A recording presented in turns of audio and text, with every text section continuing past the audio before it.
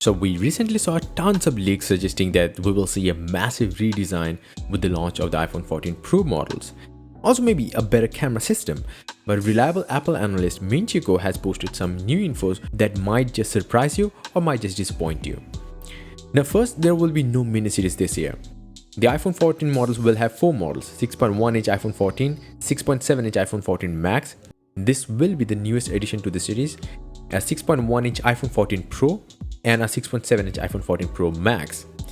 According to past rumors, the Pro models will feature dual peel and hole cutout design, while the standard models will feature the same notch as the current iPhone 13 models. The iPhone 14 Pro models will offer 48 megapixel main camera instead of a 12 megapixel camera. The next thing, according to Kuo, is 4nm Apple A16 Bionic processor, which will definitely be faster and much more powerful compared to the A15 Bionic chip you can find inside the iPhone 13 series. But the biggest news is that this chip will be exclusive to the Pro models. Now the iPhone 14 and 14 Max gonna have this thing. The iPhone 14 and 14 Max will have the current A15 Bionic, which is not slow either, but they're not getting the updated A16. She also says that all the 4 new models will likely come with 6GB of RAM. But only the Pro models will get the faster LPDDR5 RAM instead of the LPDDR4X RAM that you will be able to find on the next generation standard models. Surely, the Pro models will feature the LTPO technology just like the iPhone 13 Pros, but whether the standard models will get the 120Hz display or not is still unknown. The Pro models will also get new titanium alloy chassis instead of the stainless steel, which will make them even more durable and premium. So now it looks like Apple is trying to differentiate the Pro models from the standard models by a lot, unlike the past models. But it's still gonna be disappointing to see iPhone 14 and 14 Max with A15. Come on.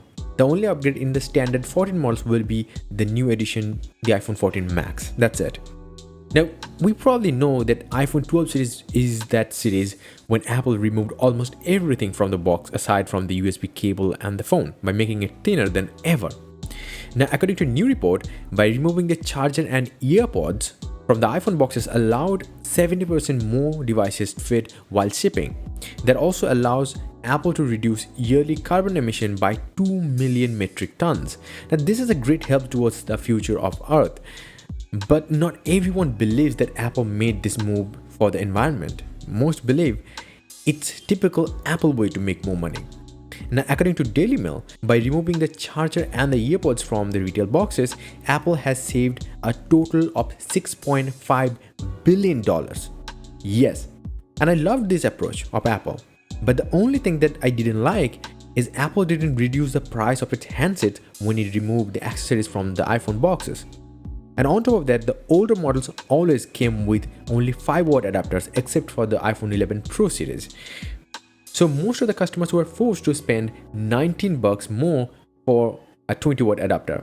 And then earpods usually cost around $129 at the very least. Now if you still consider earpods, that will cost you $19. So if you just wanted to add a charging brick and the earpods with your new iPhone, that will cost you an additional $38.